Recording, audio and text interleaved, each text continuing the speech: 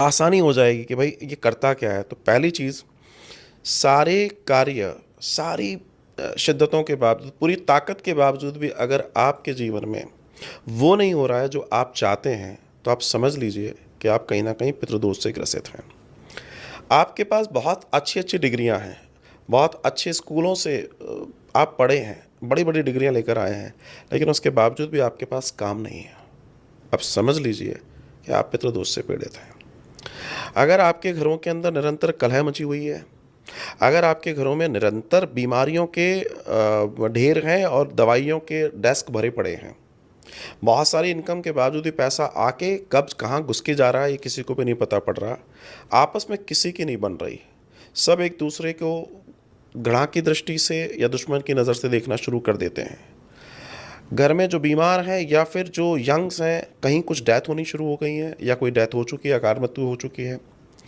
अगर मान लीजिए आप नौकरी पेशा हैं तो आपकी वृद्धि नहीं हो रही है, अगर आप बिजनेस कर रहे हैं तो आप उसमें नहीं बढ़ पा रहे हैं और निरंतर लॉसेस में जा रहे हैं। आपके अंदर औरों से अच्छी क्षमताएं हैं, आप औरों से बेहतर परफॉर्म कर सकते हैं, लेकिन आपको कोई देखने सुनने वाला नहीं है, उसका कहीं आपको कोई परिणाम नहीं मिल रहा है। आपके पास मान लीजिए बड़ी डिग्रियां, लेकिन कोई को पढ़ा भी नहीं सकते आप इस स्थिति में आ गए हैं।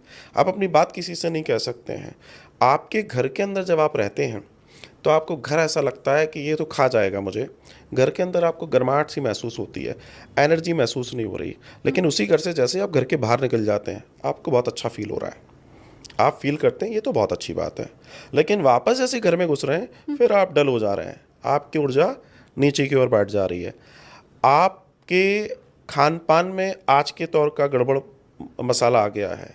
अगर ये है, आपके पितरों के अन्य लोगों के कार्य जो होने चाहिए थे वो नहीं हो रहे हैं, आपके घर में बड़े लोगों का अपमान हो रहा है, आपके घर में गंदगी रहती है या फिर चीज़ें बिखरी हुई रहती हैं, कुल मिला के आपका घर नीट एंड क्लीन नहीं है।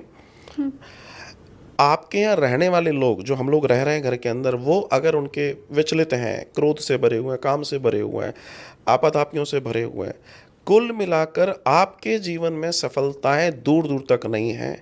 आपके हज़ारों कोशिशों के बावजूद आपकी दुकानें नहीं चल रही, आपके बिजनेसेस नहीं चल रहे, आपके अंदर अच्छी एबिलिटीज़ हैं, छोटी छोटी एबिलिटीज़ के लोग बहुत ऊंचाई पे जा रहे हैं और आप अपनी जगह पर ही बैठे हुए हैं। आपके अपने आप की नहीं मान रहे हैं, आपकी चीज़ें, आपकी वसीयतें आपको नहीं मिल रही हैं, आपकी ज़मीन का हिस्सा आपको नहीं मिल रहा है, आपके ही चीज़ों की जो आपकी होनी चाहिए वो आपकी नहीं हो पा रही, आपके बहुत सारे पैसे कहीं फंस गए, आज आपको मिलने को तैयार नहीं है। आप बार बार प्रयास कर रहे हैं, आपके पैसे फंस रहे हैं, आपके लॉसेस हो रहे हैं। ऐसे हज़ारों कारण मैं गिना सकता हूँ जिनके वजह से आप पितृदोष से पीड़ित हैं।